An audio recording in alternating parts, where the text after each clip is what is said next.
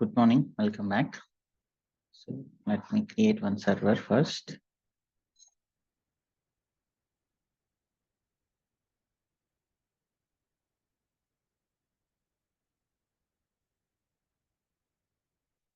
Well,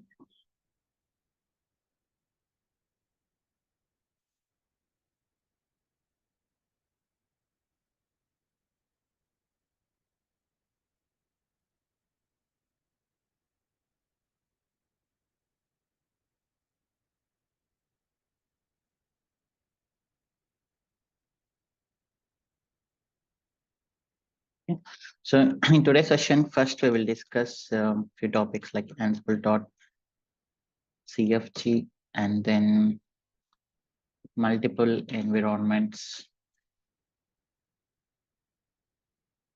and tags and what else? Just 1 second. Functions, heterogeneous feature, and then parallelism. Okay, so I'll discuss these topics. Let me connect to the server.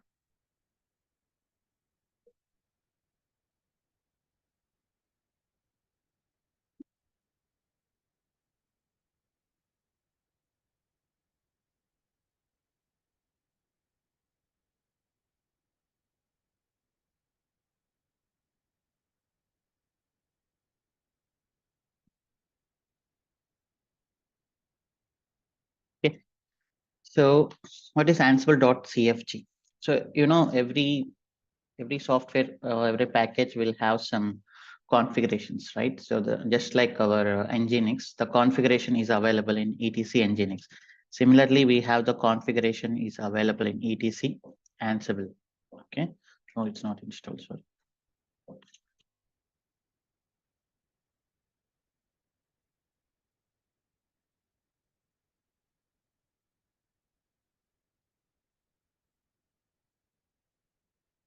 So we are every time keeping the users, password, inventory, all the things from the command line. Instead of passing it from the command line, we can configure ansible.cfg. Okay, and then you can keep the values there. Okay, so that you no need to pass from the command line. So like you have many options in ansible.cfg. When you start using Ansible, you will understand, but mostly we use few options. We will discuss that now.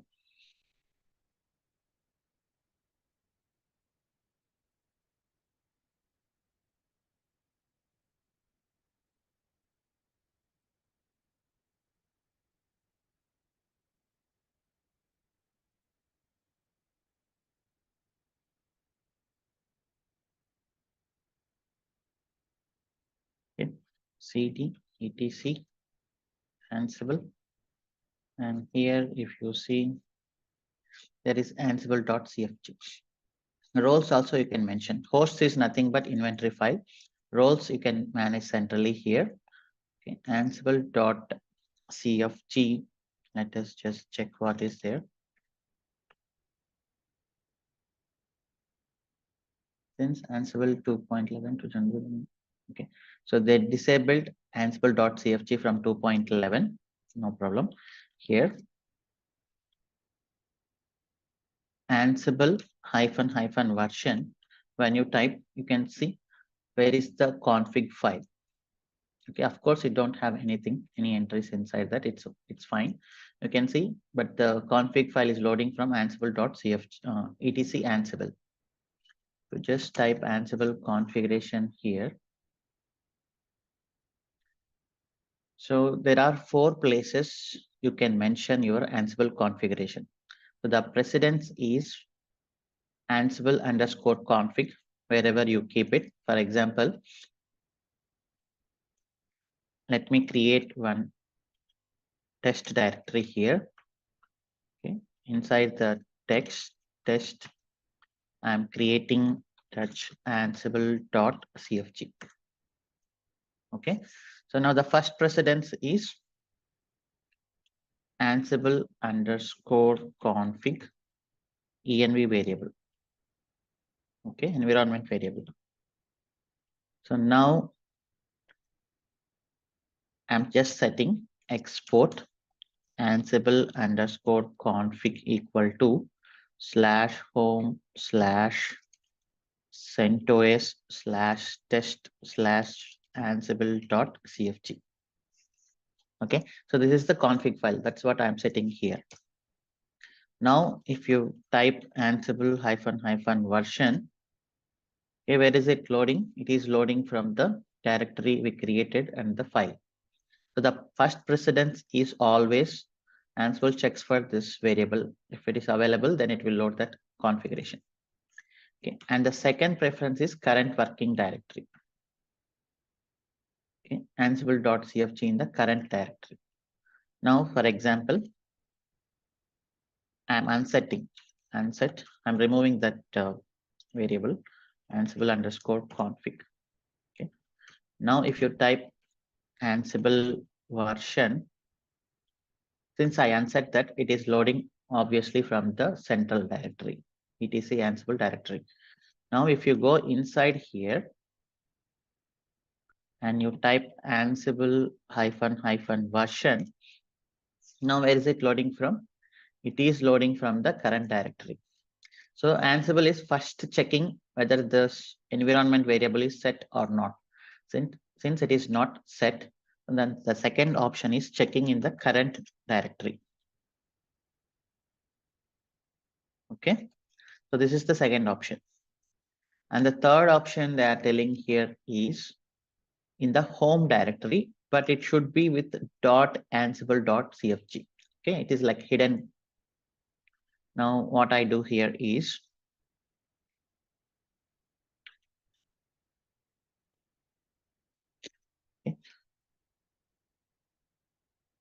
touch.ansible.cfg. I'm in home directory. I'm creating here. Now you go anywhere, for example, here, and you type Ansible --version. Okay, it is loading from the home directory. So Ansible is checking Ansible underscore config is set or not. Obviously, it is not set, and it is checking in current directory.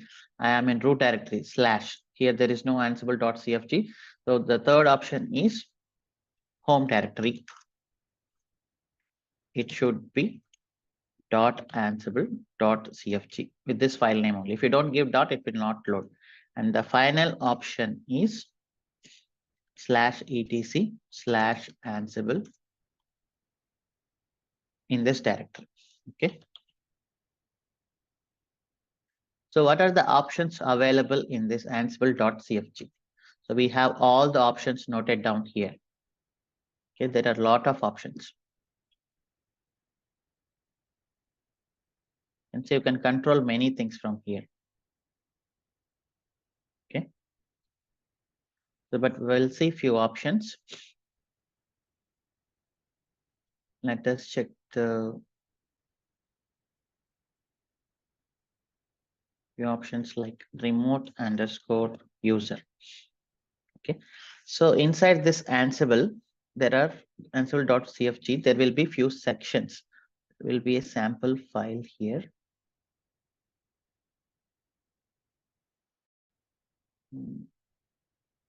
Ansible configuration sample file.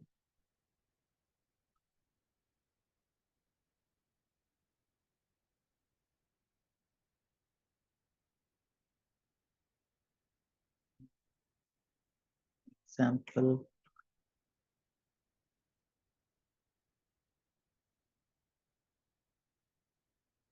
example configuration file.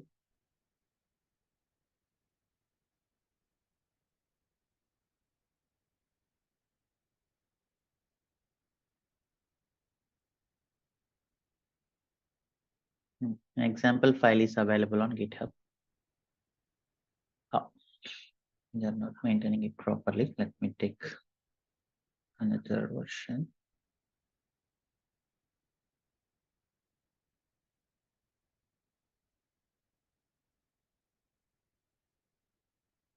They're saying from here, the same thing they're saying. So the file will be look like this. Okay, you can see many options here. So let us work with this. It will be defaults. Now I'll create one directory, Ansible Advanced. So inside this, configuration is the directory. So here, Ansible.cfg should be defaults. Okay. So inside this defaults, there will be remote_user, the username you are working on. And then you can keep the password also here.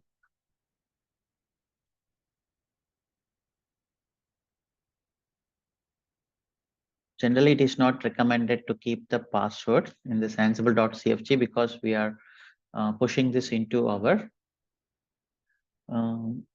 GitHub. So let us use the SSH-based authentication. Okay. For example, let us launch an instance, new node. Okay. Node 1. I'm launching it. And here, OS, let us take the general CentOS. Okay, not our AMI. So let us take this one. Okay.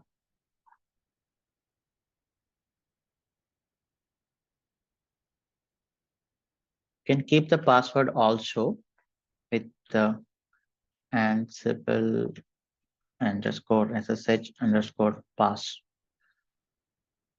password here, but not recommended. Okay. Let us take the other approach.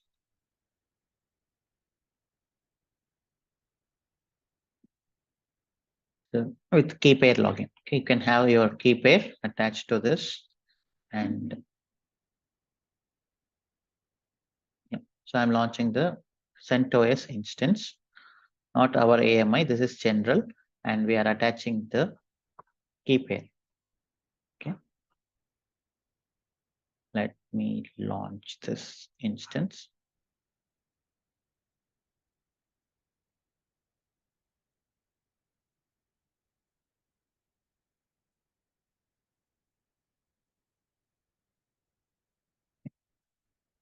Yeah, so this is loading. Now, what we need to give, we need to give username and then private key and inventory, right? So let me create a file inventory. Okay, I'm just making it as CentOS, and then here, what is the IP address? This one. So this is the inventory, and here I mentioned the user, and I need to have the private key also. So for that purpose, so this is the Ansible server. Here you need to maintain the private key. Okay, inside the server. Okay, don't put it into the repositories. Okay, I have my private key. I'm just taking it.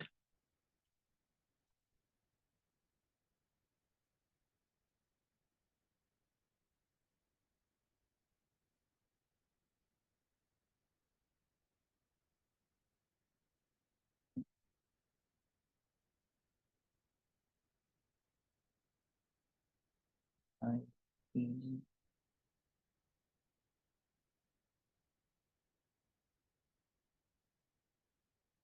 DevOps.pem.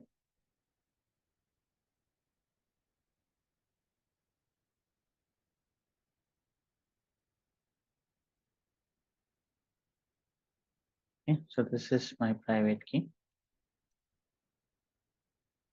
I'm taking this. I'm creating one PEM file.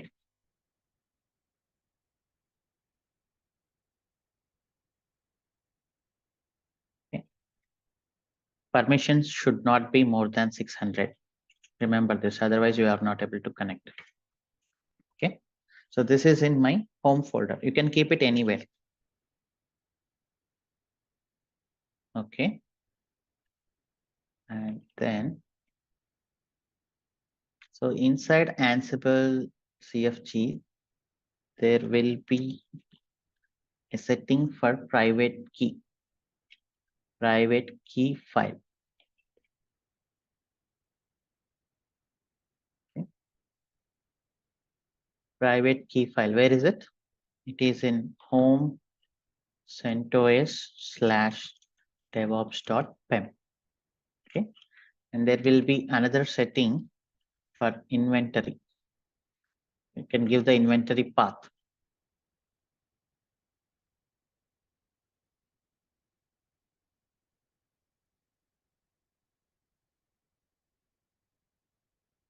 You can see, you can give the inventory path.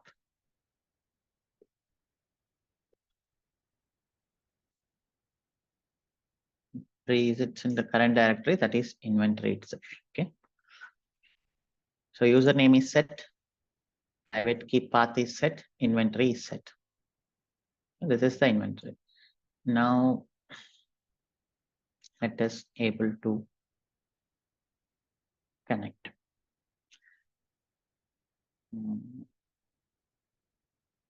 Just a simple message. Okay. So name demo is on Ansible configuration. Hosts CentOS, and then tasks.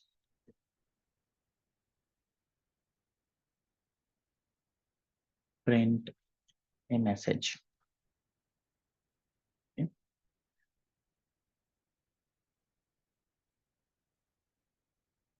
This is the task.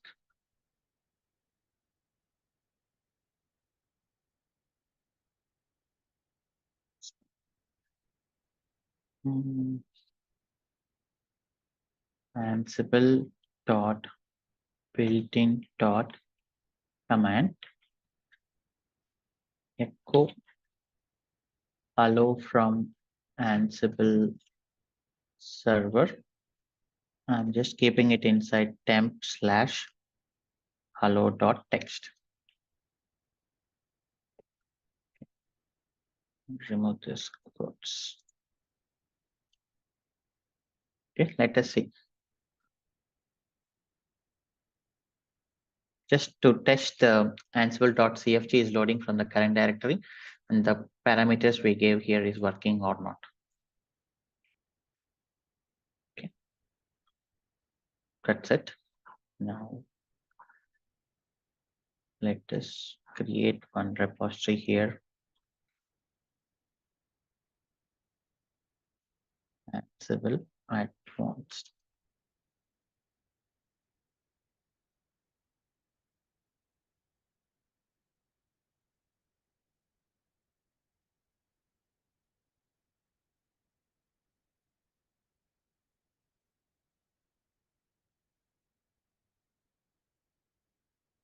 Git init git branch -m master git remove add origin.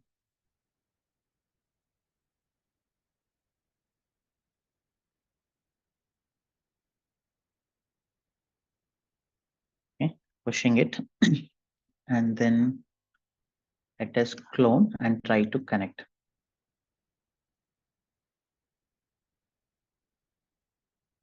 Git clone Ansible Advanced. So here we have the files in configuration directory. Now if you type Ansible -- version, where it should load the configuration, it should load from the current directory.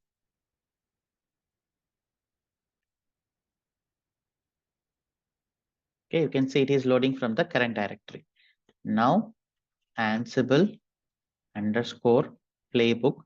I no need to give -i inventory because I already set it in the Ansible.cfg here. And then I no need to set -e Ansible underscore user because it's already set here. Private key is already set. Inventory is also set. Everything is set here. Okay, I'm just running debug.aml. Okay, it is trying to connect. You can see it connected successfully. Let us see whether it have created the file or not.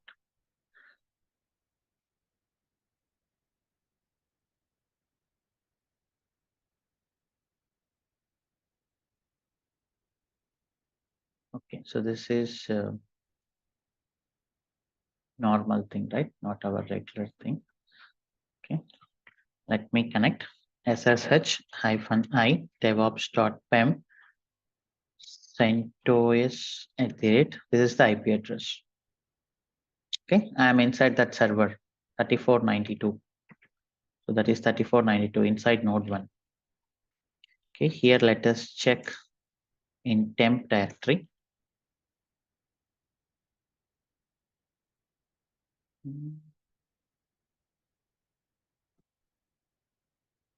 It's not created. Let me take shell module.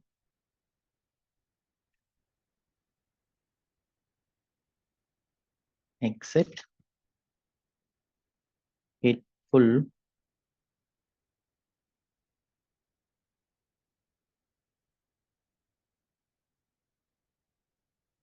Configuration. Please connecting.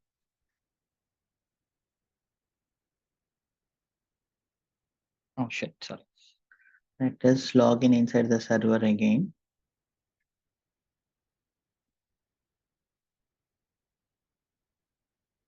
Yeah, just the command module is not working because it has some special characters of redirection. So that's the answer we discussed, right? What is the difference between shell module and command module? So in command module, the redirections and the variables of the remote server will not work. So the simple commands only will work, not the redirections, inputs, everything. Those things will not work in the command module. So they will only work in the shell module. So that is about the Ansible configuration. So then on next thing we want to discuss is multiple environments. Okay. So now what is this use case generally? So we will have dev and prod. How can Ansible configure multi-environments with single playbook? Okay. Just understand this. So we always have the problem of working in dev, not working in production. Okay. So this is the universal problem from long back, working in dev. So application is application is fully working in dev environment, but not able to working in production environment. This is the universal problem we are facing from long back. So the problem is because, so we have the freedom to install anything in dev server. We will not have firewalls. We will not have strict rules while working on dev servers. But in production, everything is very strict, completely audited. You are not allowed to do anything in production. So that is why always there is a difference between the configurations in dev and then production. So that is why it is not able to work. So the same problem is going to be addressed by Ansible, because Ansible playbook you have to use for both dev and prod. You are not allowed to do the manual configuration either in dev server or production server or QA any server. You are only allowed to do the configuration using playbooks, so that a single playbook you can run both in dev environment and production environment, so that there will be no difference in configuration. So then there will be no problem of working in dev, not working in production. So now let us see. Just understand this. So what is configuration generally? OS, OS version, and then packages and their versions, and services and their status, users, directories, permissions. So these are the configurations, right? And the major problem is from the IP address. So dev and prod have different IP address. Okay. And then passwords. So in dev, DB password is different. Production password is different.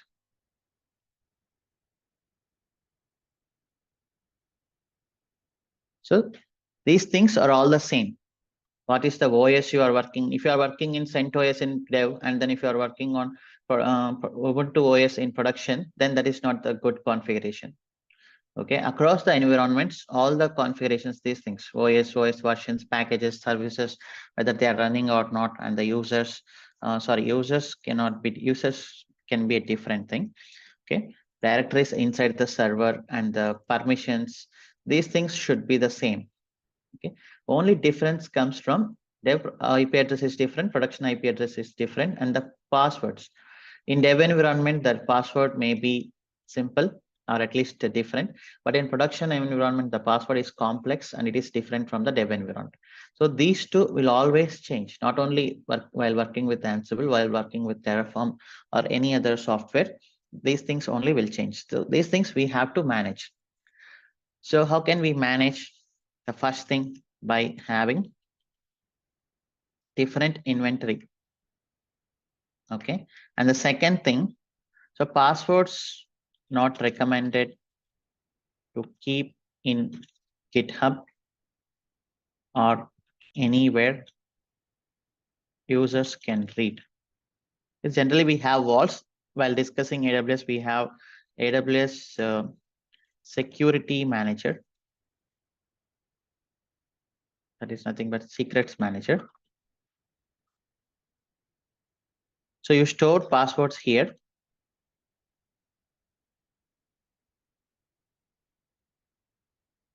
Retrieve at runtime. So this is one best approach, or else pass from the command line. Pass from command line or prompt it. Okay, prompt will not have complete automation because prompting needs user intervention. So you need to run the command and you need to provide the password. Okay, so the best way is to keep it inside the secrets manager. How we will discuss in the upcoming sessions, or you can do it from the command line or prompt. So if you address these two things like this, then the remaining configuration is always the same. Now let us do, I'll create one directory here, multi-environment. Okay. So let me launch 2 instances.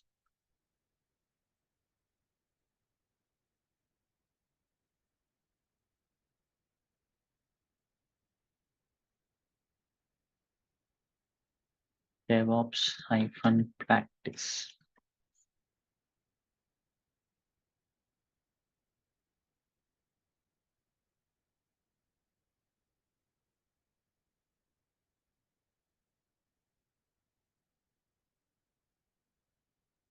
And then I'm just taking t3.medium, no key pair, and this one.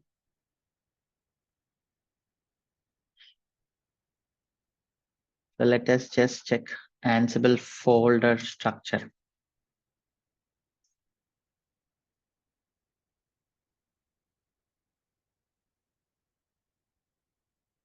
Okay. You can see. So this is the folder structure yesterday we followed. Roles, inside roles directory, you will have comments, and then you can keep other components. And so now they are saying you create another folder, production and staging. There you can keep the inventory files separate. Okay, here, now what I'm doing here is fun. I will call it as MongoDB dev. And another server, I'll call it as MongoDB production.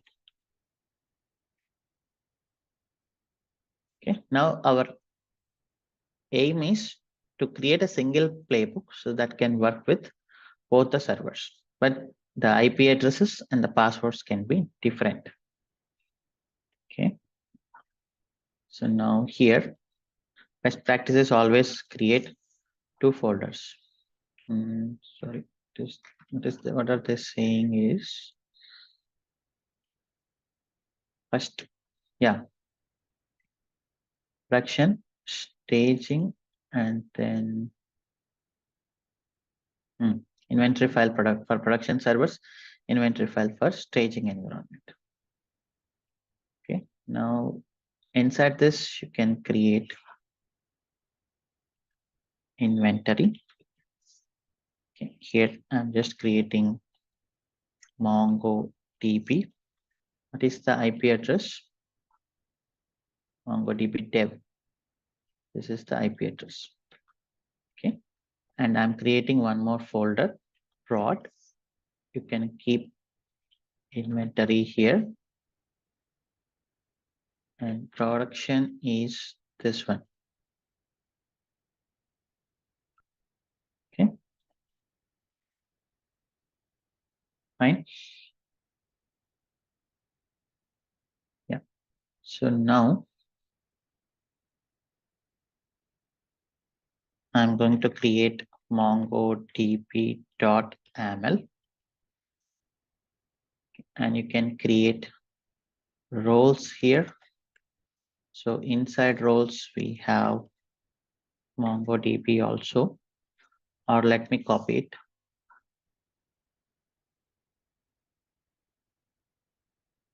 This is the MongoDB role. Okay, here we have files, and then we have tasks. MongoDB. Copying this. Hosts MongoDB. And this is also MongoDB.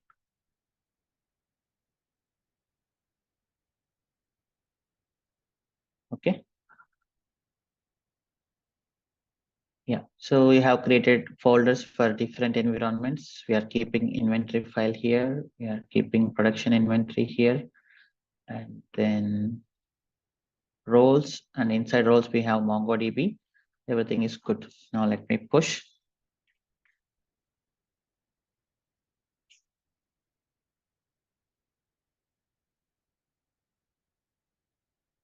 It full.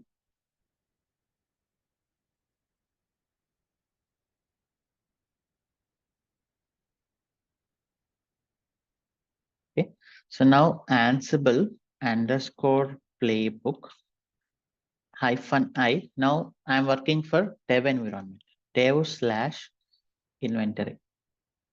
Okay, and then -e Ansible underscore user CentOS -e Ansible underscore password DevOps 321, and then mongodb.yaml. Okay,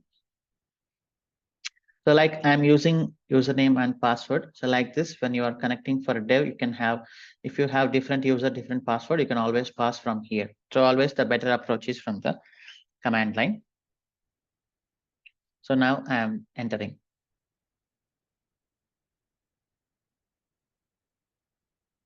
So now it is connecting to 81.179. 81.179 is the dev one.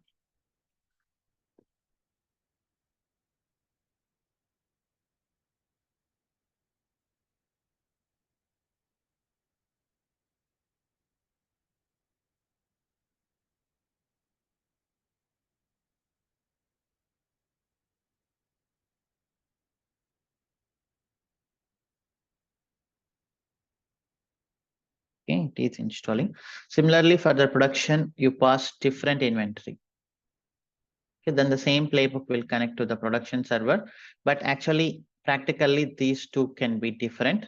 Okay, so we can see this while discussing from Jenkins, how can we automatically fetch different usernames and passwords. For now, you can just imagine.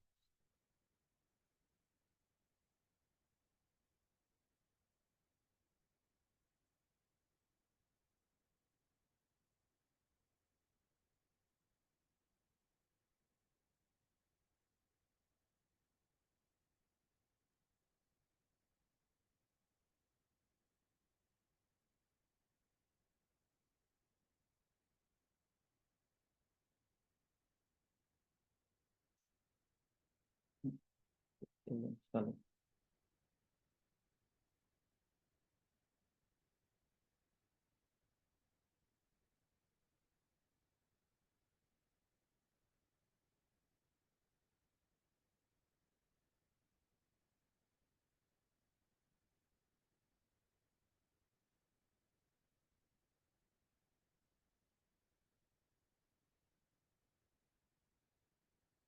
It's done.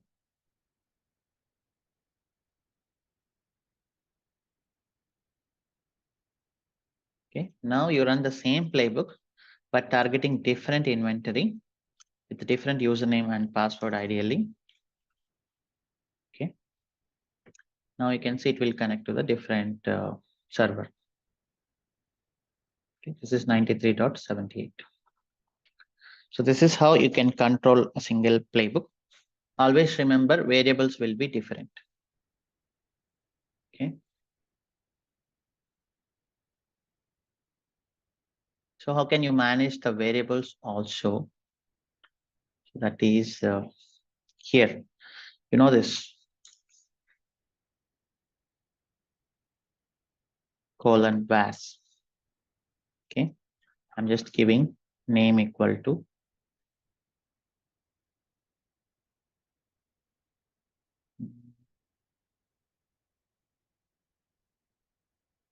dev server, for example. And then the different variables generally, the demonstration. Here, prod server. So you can get these variables inside the playbook. Let me create another one.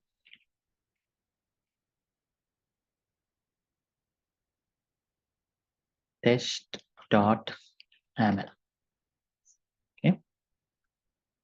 For the demonstration purpose, tasks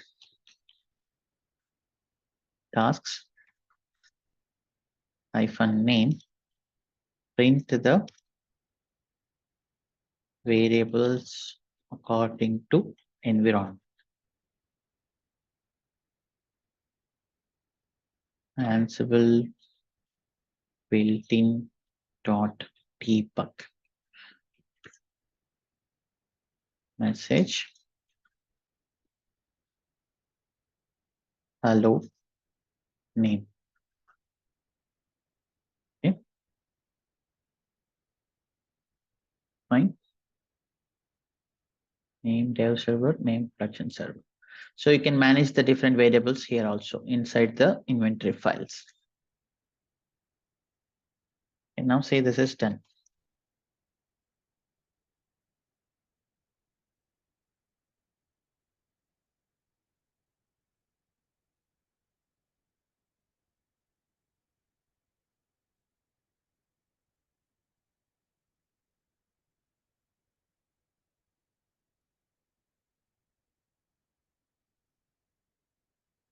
Okay, now I'm targeting production inventory. It should print production server. Now, if you target dev inventory, it should print dev. So you have many options to control the variables and inventory files. Okay, you can see printed dev server. So this is about multiple environments managing. And then the next thing we discuss on tags.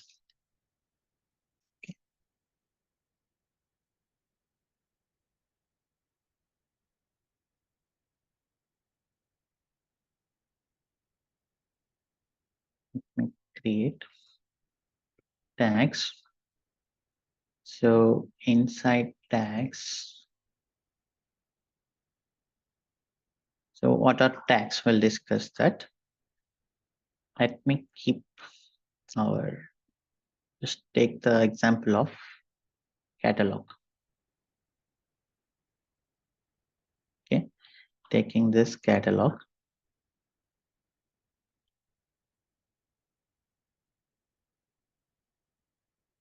And we need catalog service also.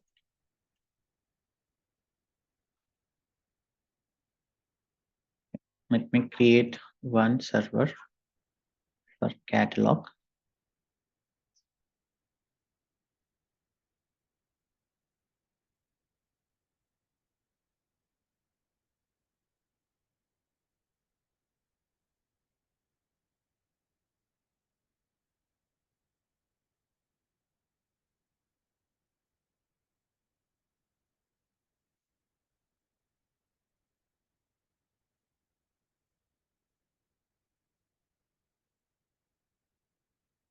DevOps practice.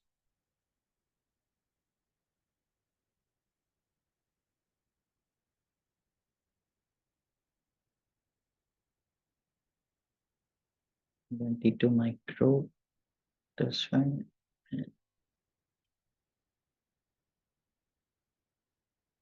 Launch instance. So catalog needs one MongoDB. Let me take one MongoDB IP address. So you need to give it inside catalog.service. Just giving IP address directly for now. Okay, let me copy this.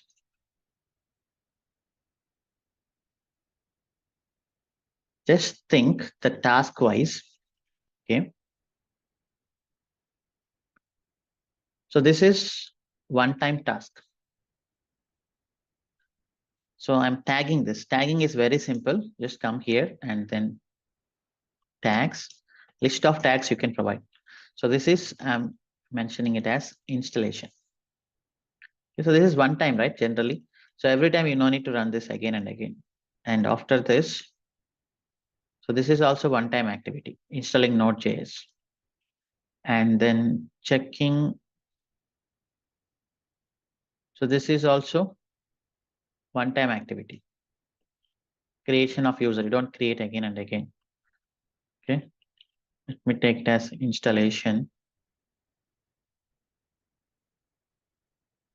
This is also one time. So this is also one time. And the download. This is not one time. Okay, because whenever the developer released a new version of catalog, you need to download the new version. Okay, so that is generally tags. I'm marking this as a deployment. Okay, so this is as part of deployment. So when the deployment will happen, your catalog is running. We got a new version for the catalog from the developer. You have to, the steps. You have to stop the server generally, download the latest catalog artifact, and then extract it, and then restart the server. Okay, install dependencies is also deployment. Copy catalog service. This is one-time activity.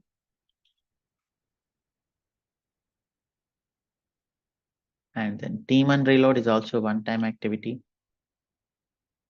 Installation. And this is also one-time activity. So this is also one-time activity. And this is also one time. And this is part of deployment. Okay. So now I just tagged the tasks. This is as part of installation. Because you don't need to run these tasks again and again.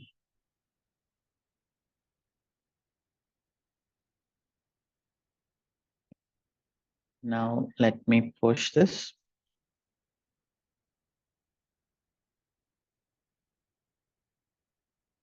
git pull cd is the folder tags. Okay. So I know this, I'm running this for the first time. Ansible playbook. Okay. Oh, I don't have inventory here. Let me keep inventory. Catalog. What is the IP address? This is the IP address. Okay. Did I mention this? Yeah.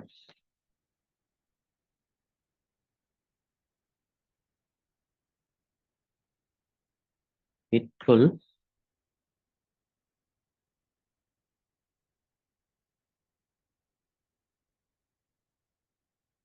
Now this is just inventory. And this is catalog.aml.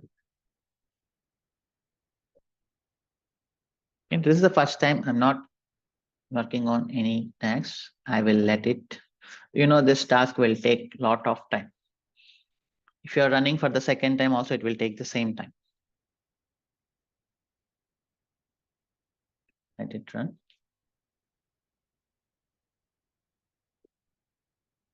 .172.176. Yeah.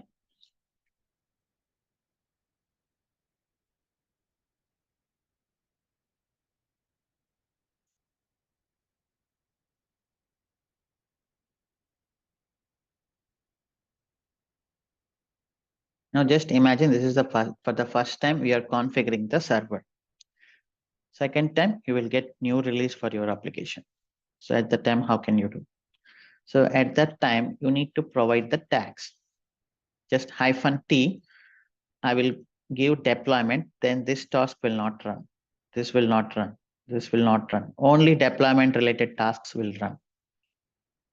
Okay, so this is one of the use case, but once you understand this use of tags, you can skip that tasks at any point of time.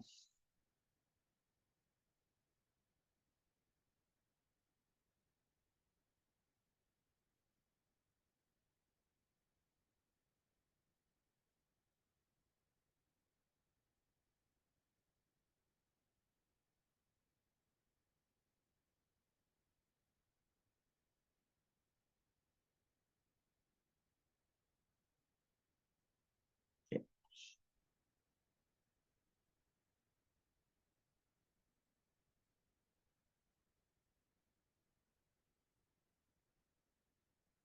Okay. Is progressing.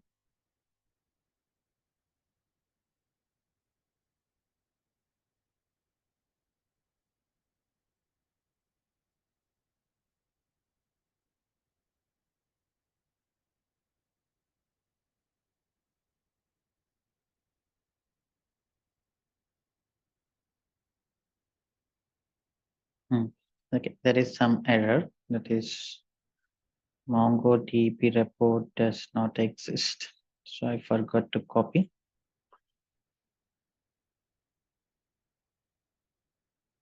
Okay, but anyhow, so let's imagine that is already completed. Now what I do here is, if I give only -t deployment, so you should imagine the first time we have installed it successfully. Second time the developer released a new version of catalog. We need to go for deployment, not for the full installation. Now, if you give like this, only the tasks related to the catalog will only run. Okay, you can see this. That's it. So this is the deployment from the second time. This is the usage of tags. You can have tags at the play level, task level, at anywhere. So you can have the full documentation available from Ansible. Very simple. You can go through it. Okay, you can see, you can give the tags here, adding tags to the individual tasks, and then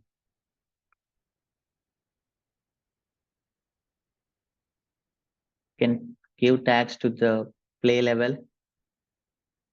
Okay, you have tags everywhere, but the same concept and the same thing.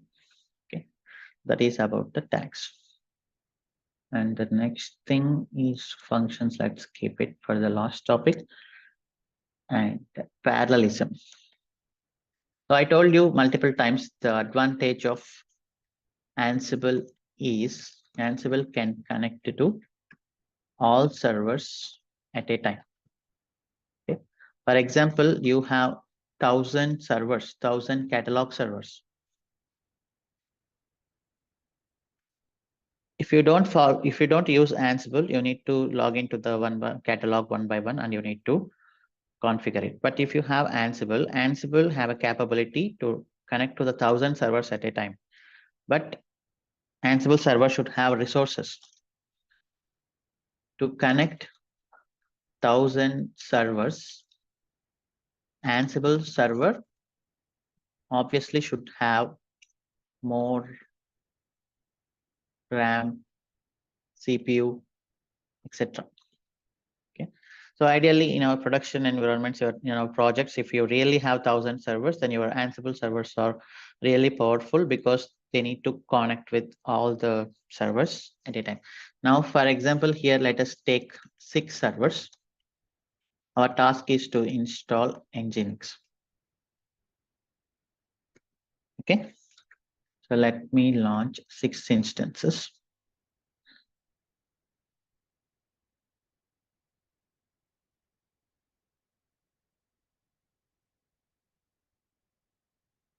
Just naming it as Nginx DevOps practice.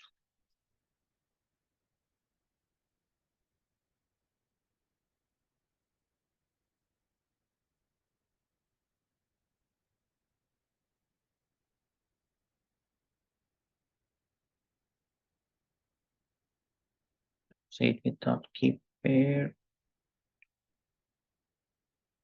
Allow all. Making it as 6. Okay, launch instance.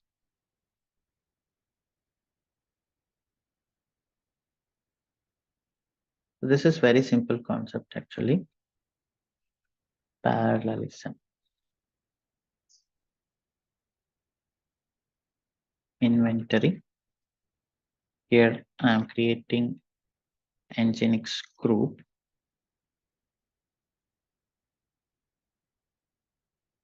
Let me take the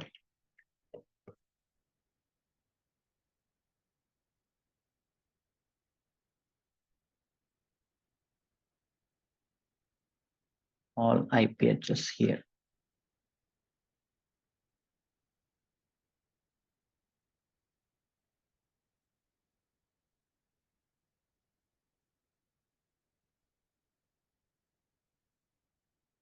Okay, so now you can maintain the variables also here. Nginx vars. Just giving Ansible underscore user equal to CentOS Ansible as a such pass. You can give the password also here, but not recommended generally. But for our concentration is on parallelism, not to discuss on the password related things. Okay. Yeah, you can give like this, or you can pass from the command line. It's not a matter. So these are called as group variables, Nginx group variables. These variables will be applied to all the hosts under this Nginx. Okay, now you can just create nginx.aml and then demo on parallelism. Spelling wrong.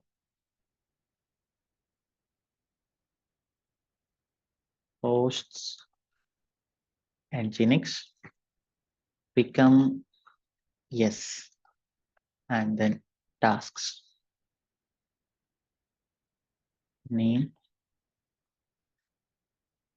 install Nginx,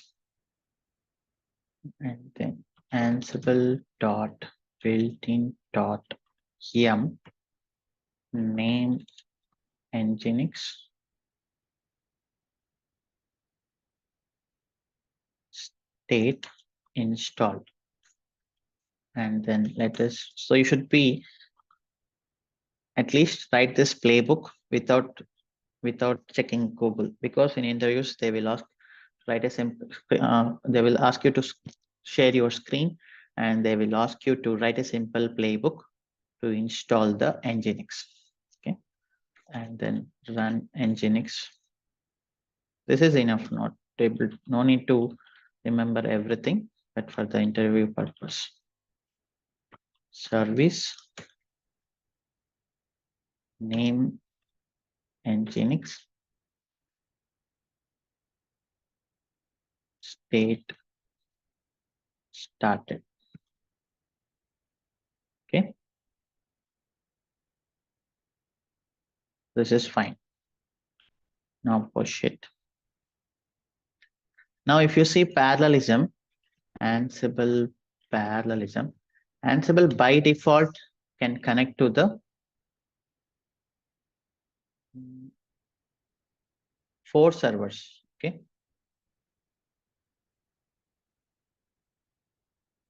and you can configure that also. Folks, you can see in our default section. Okay, let me keep ansible.cfg also here. Ansible.cfg defaults forks. Forks is, I'm keeping it as 6 now. It means Ansible can connect to 6 servers in the inventory at a time. Okay, let me keep 3 so that you can see how is it happening. Okay, and you can keep inventory also here. Inventory is inventory. Okay, ports equal to 3. That means Ansible can connect to 3 servers at a time. We have 6 servers. Now we need to see how the parallelism is going on. If you have more resources, you can connect to 6 servers or 1,000 servers at a time. Ansible and playbook, and then nginx.yaml. Okay, all the information is available in inventory variables and ansible.cfg.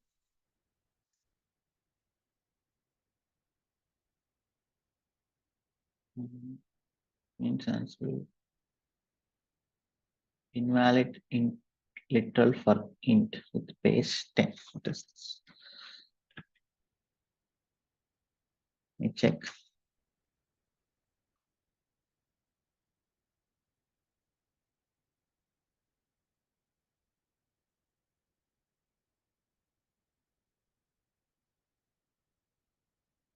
If you have more processing power, you can have more forks.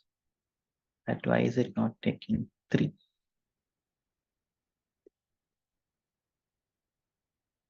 Setting the number of forks.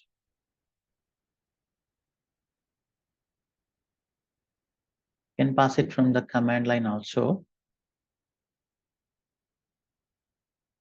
What is error? Let us see once again.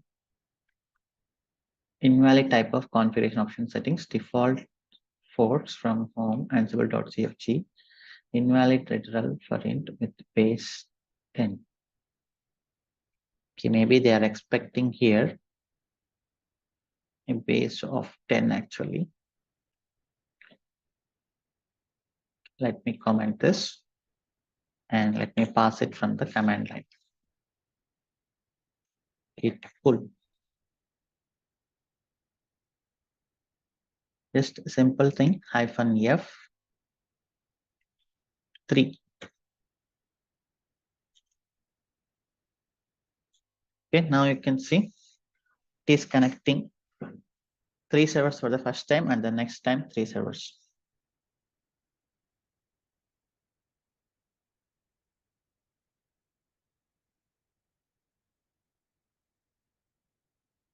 So it is you'll see it is actually working on 3 servers.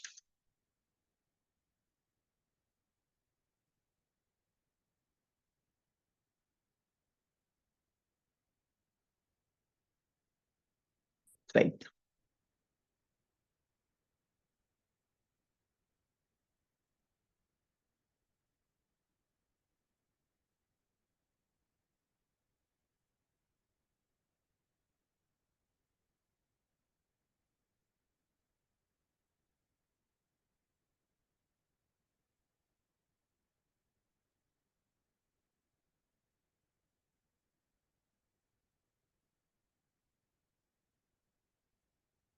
Three servers are done. It picked first set of 3 servers, and next it is doing on next 3 servers. Now it will take some more time.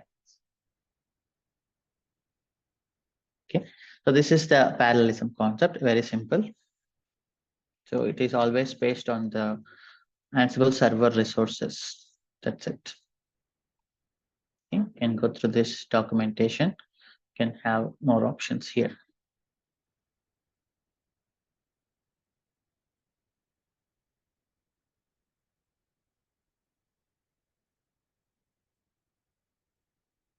So after parallelism, we have this heterogeneous feature. What is heterogeneous feature? We have multiple distributions, multiple Linux distributions.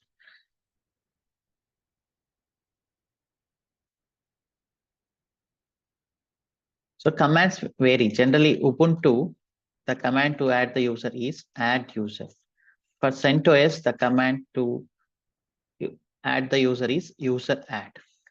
Okay, so maybe 1 or 2% of the commands will change based on the distribution. If you use shell script, you need to run different commands. A single shell will not work. A single shell script will not work here. So let me take, but you can see Ansible user package, Ansible user module. So you are not running any commands here. Everything is taken care by the module.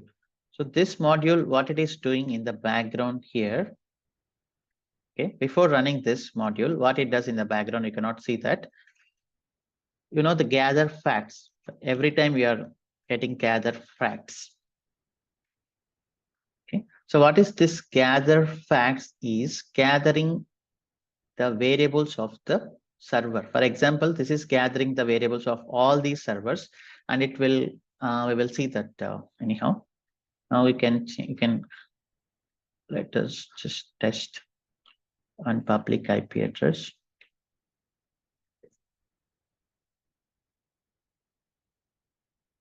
Okay, and Nginx is running. So that is parallelism. So now let us discuss on heterogeneous. Heterogeneous. Let me delete all these servers.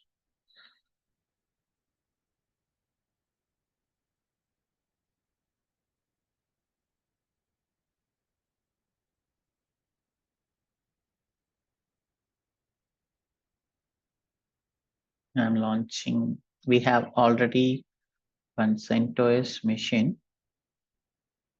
I'm launching Ubuntu.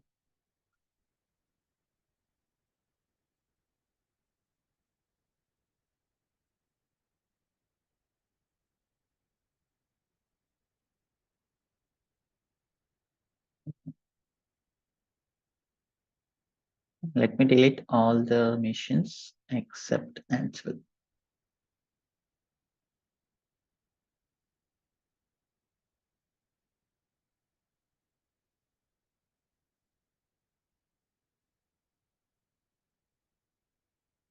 I'm launching one instance. So that is CentOS. Let me take CentOS machine, not our AMI.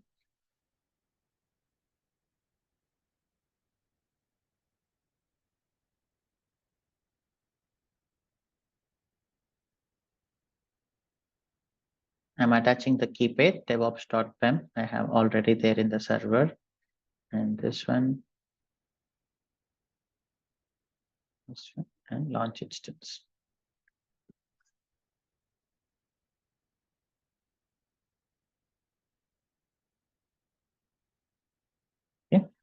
Your instance is ready.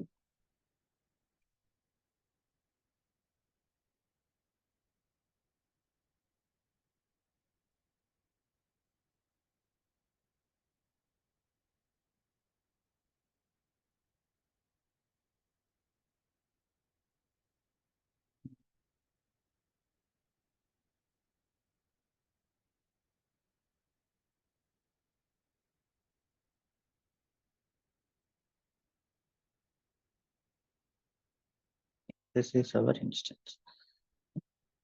Let me create a folder, heterogeneous inventory, CentOS, Ansible.cfg. So here this Ansible underscore user is CentOS. Okay, in Ansible.cfg, I'm mentioning defaults inventory equal to inventory, and then private key file equal to /home /CentOS/devops.pem. Okay, inventory, private key, and then user. So now let us understand this facts. Okay.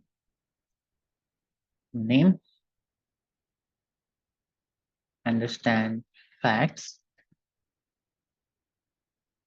hosts, CentOS, and then tasks. So by default, it is getting the tasks. How can you see the tasks? How to print, gather facts in Ansible. Okay.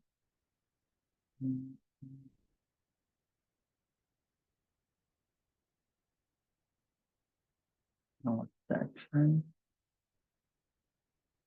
Ansible underscore facts. Okay. Tasks. I'm printing. Print all the facts.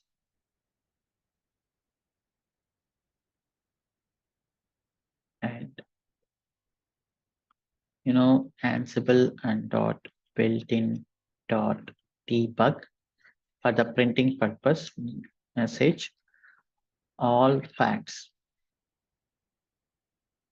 Okay. This is the variable Ansible by default storing it. Thank you. Thank you. Okay. Let me push.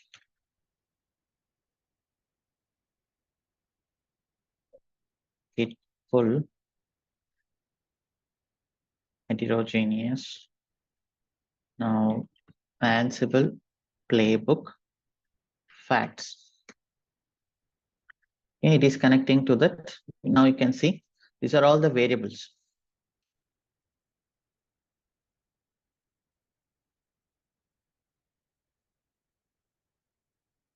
Gather. Okay. JSON beautifier.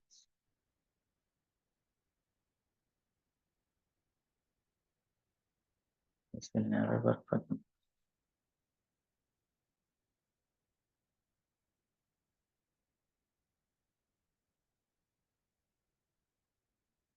Let's take this.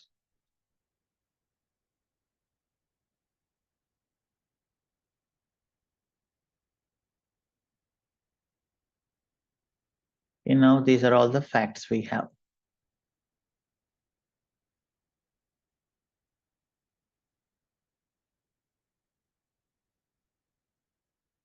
It's beautifying nothing.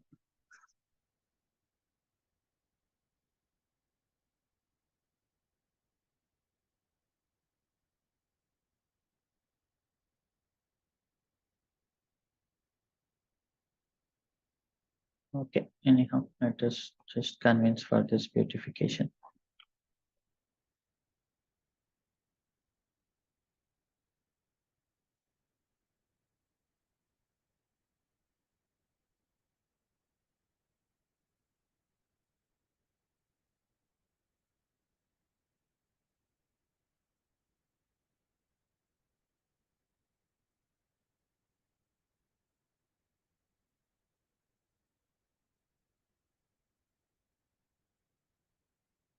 It's fine. Let me paste here. Wow, very difficult to understand.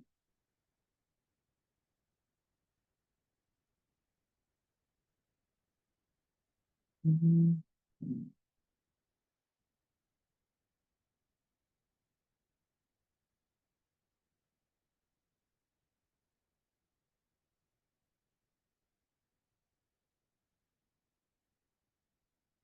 Let us keep it inside our Visual Studio Code and select JSON.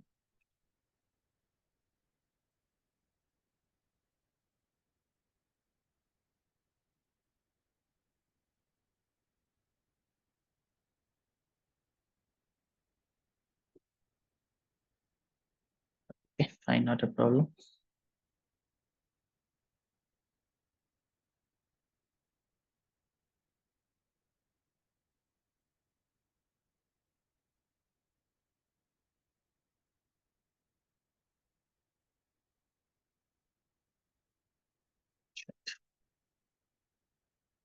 Okay, anyhow, you can see it is getting all the variables of the CentOS server.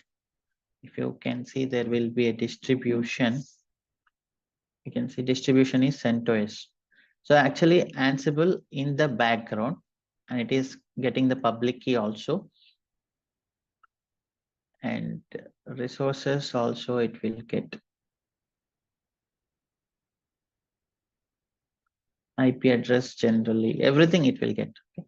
So in background, what Ansible is doing here is Ansible is gathering the facts and then it will check dynamically what is distribution. Okay. So how can it check? It is getting the facts from this. It can query for the distribution, and based on the distribution in background, you are writing a single module. That's it. You don't know what is the underlying OS, but in background, Ansible will change the command based on the distribution. Okay. So now if that is, if you want to see that as manually, how can it do in the background is, let me create one Ubuntu instance.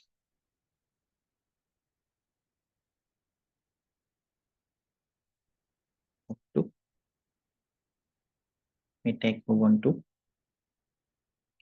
server 22. Proceed without key pair.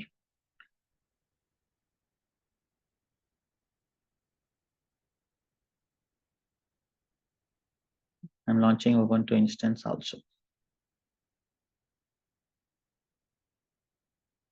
This is our IP address. Now inside our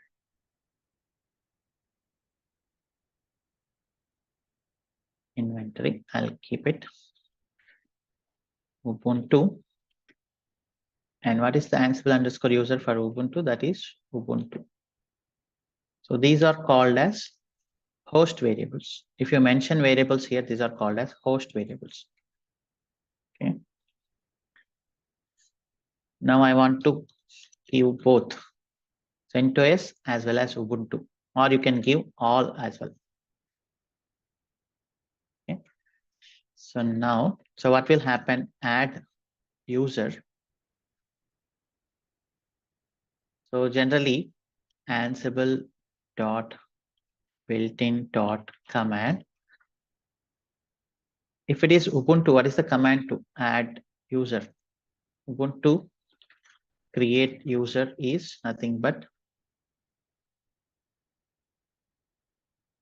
add user. Okay, add user. For example, Shiv Kumar I am adding. So this is Ansible in the background generally. I'm just showing you manually how it happens in the background if you use the module. Just imagine we don't have any module. Just imagine we don't have, sorry, we don't have user module available. So there is no guarantee all the modules are available in Ansible.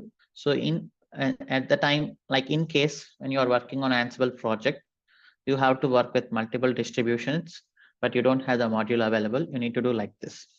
You need to write a condition when the variable is this one, Ansible underscore facts of distribution is Ubuntu. Okay, so the same command generally add user CentOS, add user Ubuntu. Then what is the distribution here? Variable, you can see.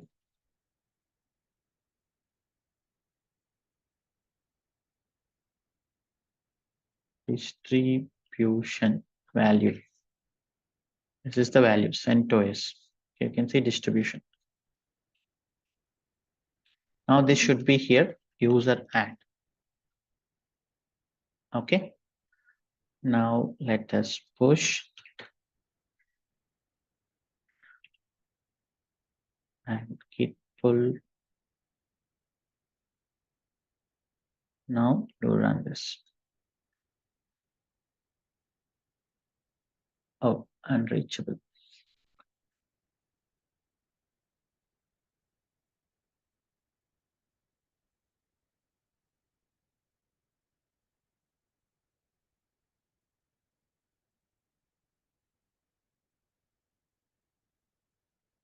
So which is unreachable? Ubuntu is unreachable. Why is it? Did I select the key pair for Ubuntu? No, that is why it is unreachable.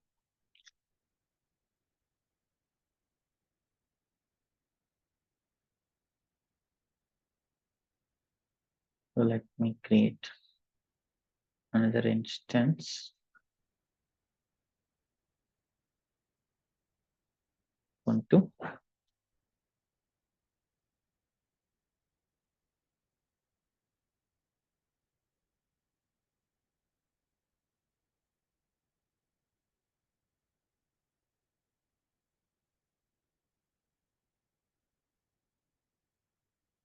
One second.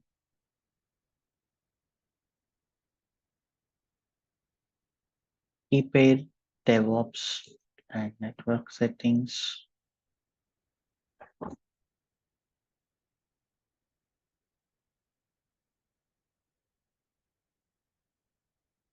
Ubuntu. Yeah. Key pair DevOps is that right? Yes.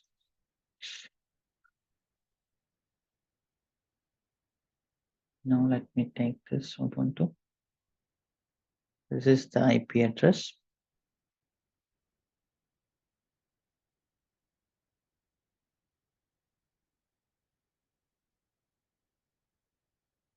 Push and pull here.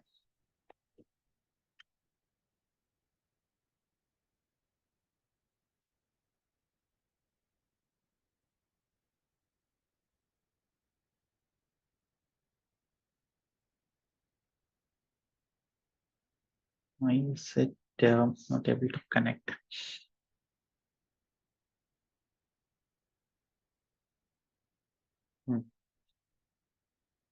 So it connected, but there is an error. Add user Ubuntu. It is skipping 193. Why is it skipping 193? 193 is our CentOS. Why is it skipping? Because it is not the Ubuntu OS. So that is skipping, and then add user CentOS. There is an error. Cannot lock. Oh yeah, because we don't have the root user. We need to give the root user. So let me go here and then give become yes.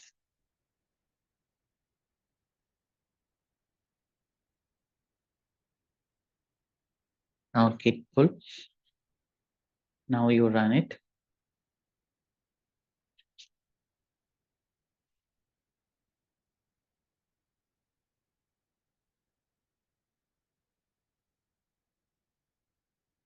So it is skipping Ubuntu, but it will run for CentOS.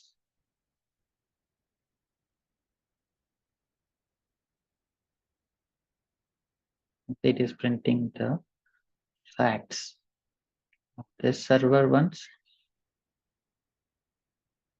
and another server and another server.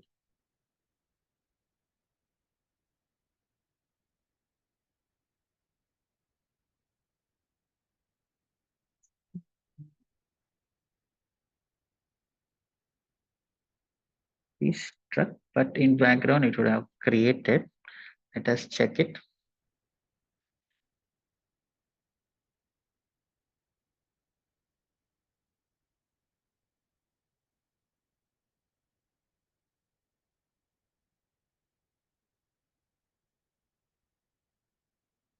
Taking just one more session.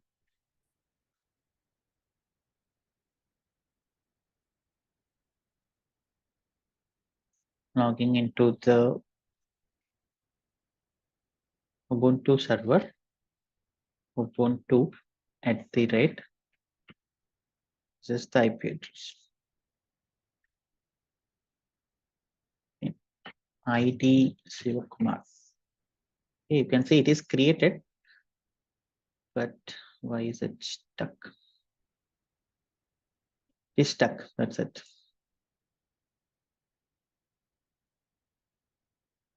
I don't know why is it stuck. Let me generally create again. Okay, you can see now it is done. It's saying it's already exists.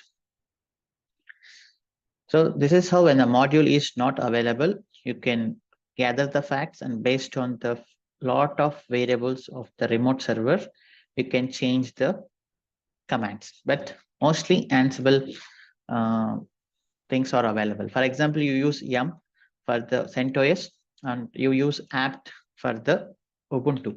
But if you are working with multiple operating systems, there is package module, Ansible package module. So it's a generic one, generic OS package manager. If you are using Ubuntu, automatically it will use apt-get in the background. If you use CentOS, automatically it will use M in the background. Okay, dealing with multiple distributions. But practically, we don't use this, because just imagine you are working on a catalog project. Okay, you are a DevOps engineer for a catalog project. So in our big project like e-commerce, Amazon and Flipkart, so there is a separate team for catalog project. That's a big project. Maybe few developers are working, few DevOps engineers are working.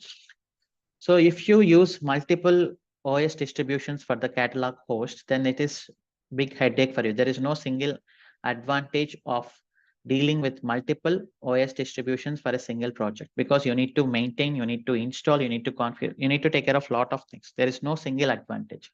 So one project always select one OS distribution. Maybe catalog, they can select Ubuntu, cart, they can select CentOS, because both are two different teams, two different persons too. So heterogeneous feature, mostly we don't use practically, okay, because that is a maintenance big headache, but it is the feature from Ansible. Okay, that's it. Now finally, let us just have functions. So in Ansible, we call functions as filters.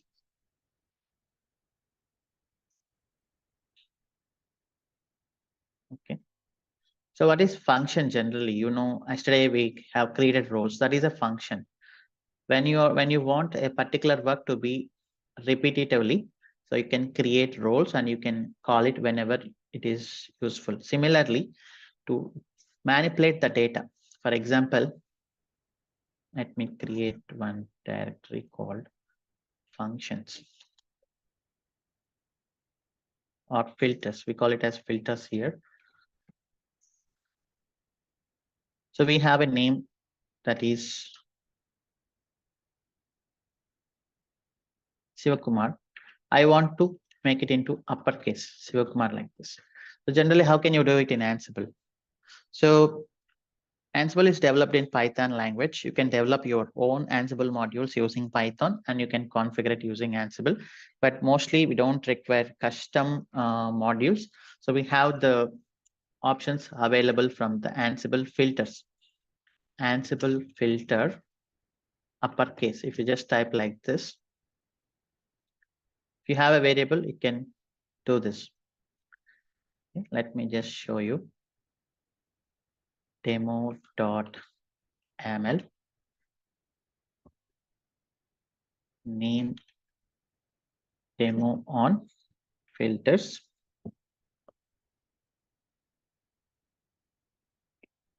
hosts local host tasks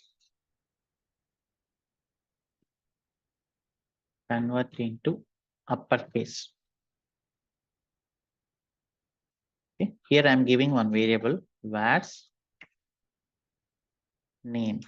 I'm just giving it like this. Debug message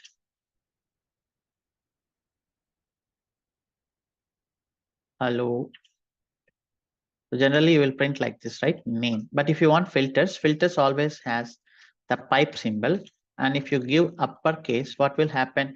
Ansible will convert this name into uppercase and it will print.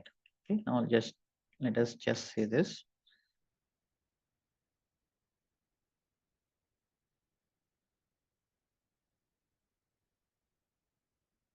Ansible playbook filters. Is this demo? Okay, you can see this, it completely printed in uppercase. So similarly, if you want lowercase, another a simple filter, you need to just give lower. Okay. Good.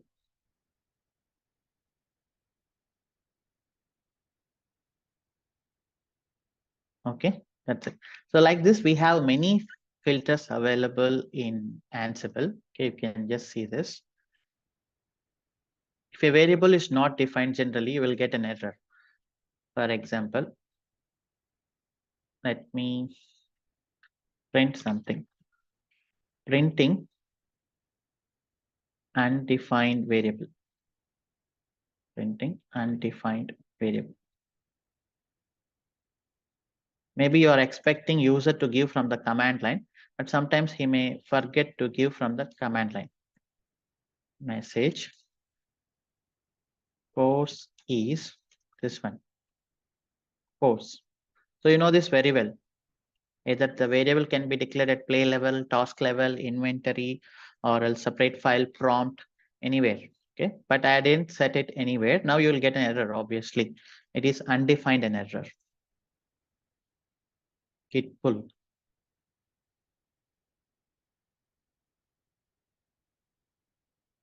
Okay, now it is saying undefined. So sometimes user will definitely may forget. So at that time you have an option to give some default. Okay, so I'm giving here default. What is the default here? I'm just giving DevOps. So now it will, the DevOps value will be set to the course variable automatically.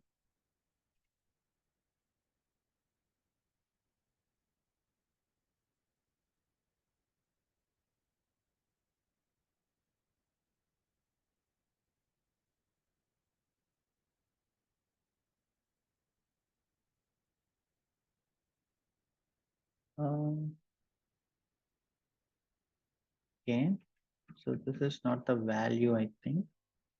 Default value. It's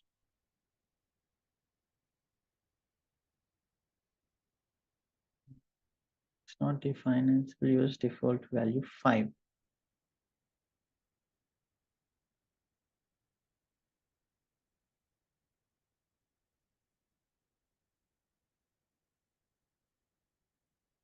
Okay, maybe this is this like this. Just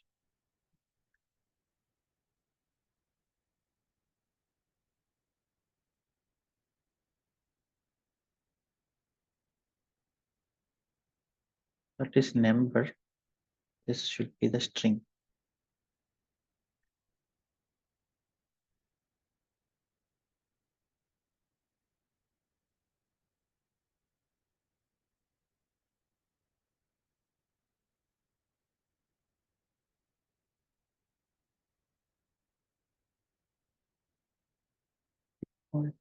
Of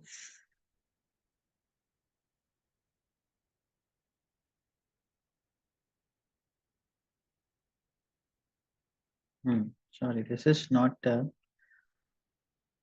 printing actually. This documentation is not perfect. Ansible setting default value for undefined variable.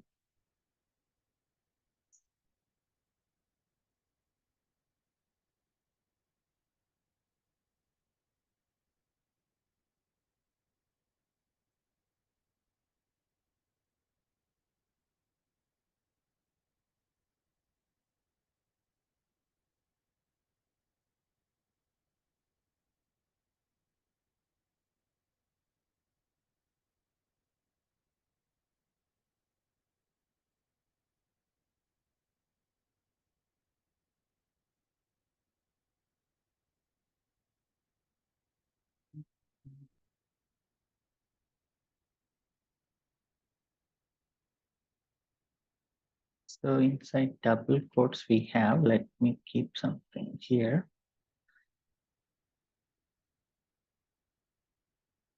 Double quotes.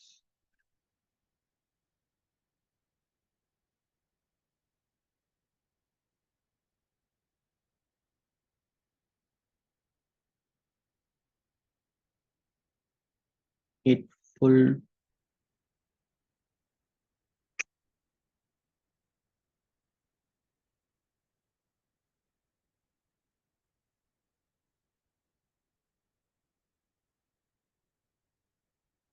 keep again double quote.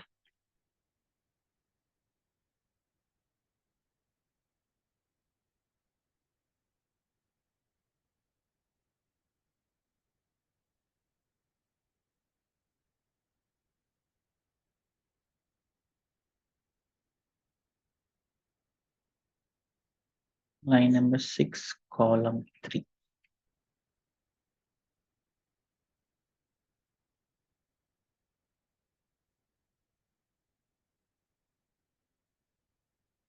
Anyhow, let's keep this something related to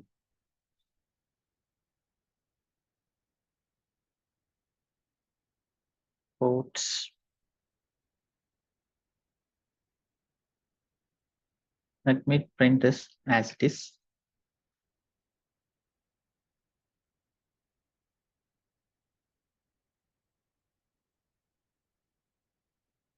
And then check whether this is understood properly from the documentation or not.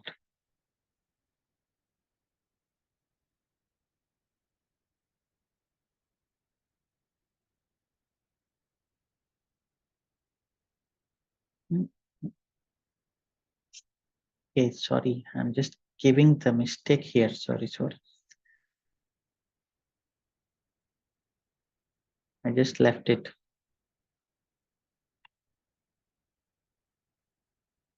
Now let us run this. Okay, now you can see printing 5. Let us just check the course default DevOps.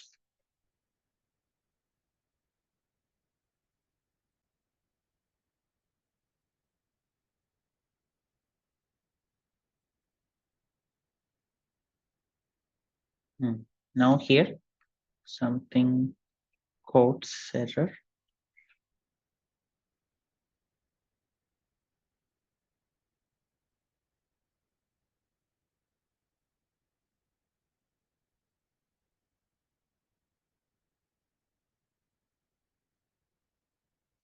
Okay, yeah. So this is one of the feature. If you forget to define the variable, you can always write something to provide the default variables. So like this, you have a lot of options to work with. And let me take one more thing on strings. Okay, splitting URLs, you can see this. If you give an URL, you can always get the host name. That means your website.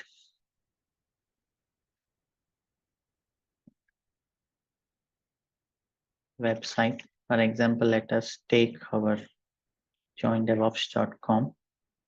We have our badge 74S. So this is our website. From here, we want to extract host name. Extract host name. Debug message. So you can check URL split of host name. Okay. So our website pipe, this is the one. Okay, from this website, it will get you the host name. Okay, only this maybe joindevops.com.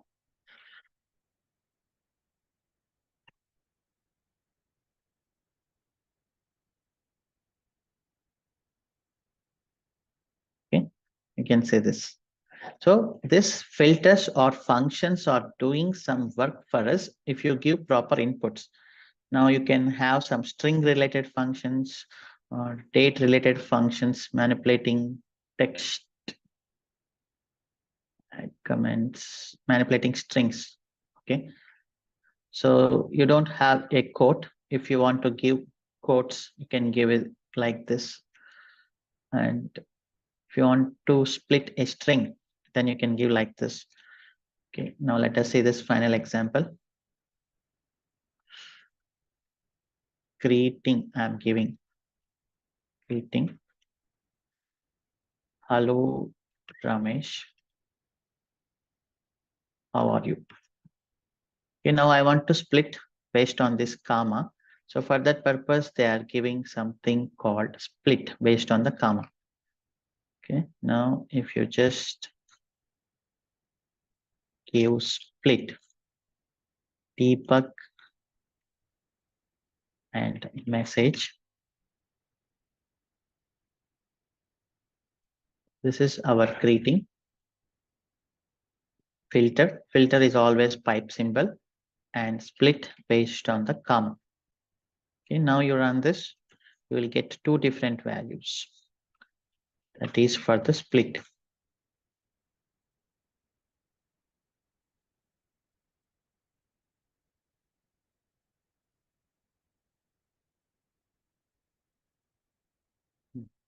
Same with quotes. Let me keep it single quotes because we already used double quotes here.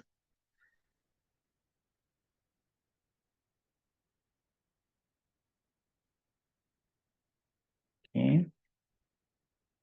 Hit pull.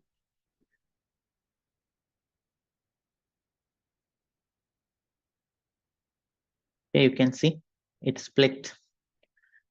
So this is the like functions or filters. This is the universal concept. So you can have in programming languages also, you can have some mathematic functions of printing the date format, and you have many things. So finally, what you should understood from the filters or functions is, if you give proper input, you will get the desired output. You don't need to write yourself how to convert the uppercase. If you have to write it, then it will take, you need to write some Python code, right? To convert the string into the uppercase. So all these things, you can always get it from the filters or functions. In Terraform also, we have the same concept available, functions. If you give some input, you will get the output. You don't need to write anything. So these are default filters or default functions. Okay, so now let us have a few questions. That's all. We discussed all the concepts. You can have a few questions. Anyone have questions? You can raise your hand. Yes, Chandrasekhar. Sir, did we discuss about Ansible Tower and Ansible Galaxy. Ansible Galaxy is becoming a useless feature actually. In the documentation itself, they are not maintaining properly. And Ansible Tower is a commercial thing. We don't need that anyhow. But in the interview, they will write Ansible Tower is, there is no questions on Ansible Tower actually. So it is just a commercial feature from Red Hat. Okay, you need to buy the license, and instead of running the commands here, you can just have some UI. Okay. So in that UI, you will just give some clicks there. You can configure the inventories.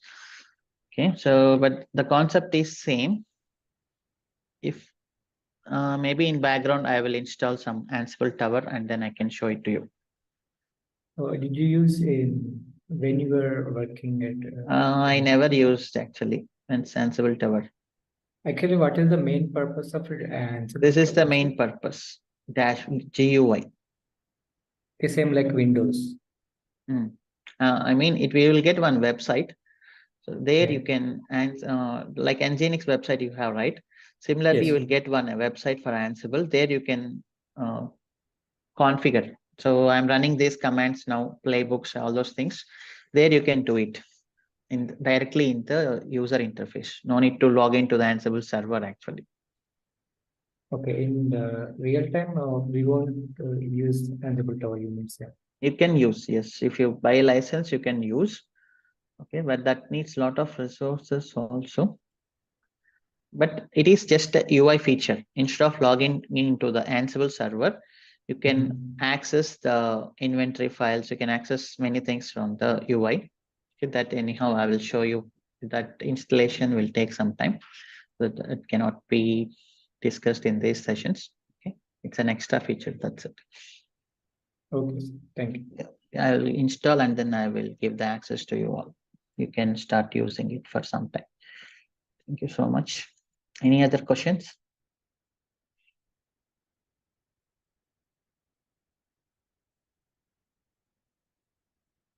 No questions? Okay, so our Ansible topic is completed. Then later next session, we will move to another topic, maybe Terraform.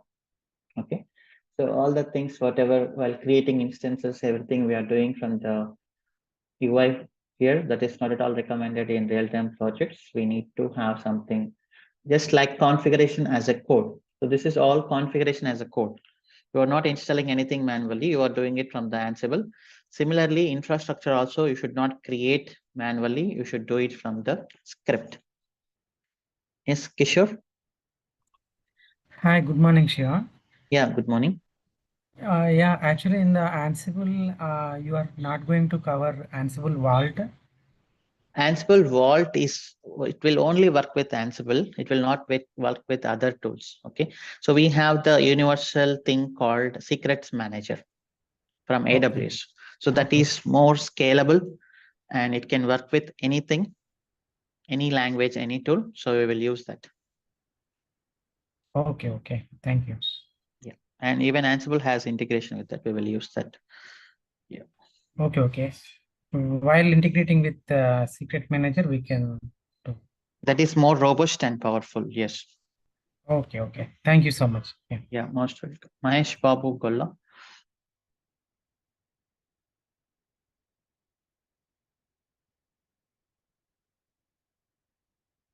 Mahesh Babu Golla. Okay, so today anyhow it was a lengthy session. Thanks for joining. See you in tomorrow's session. Bye bye. Have a nice day. Today evening we will have QA session.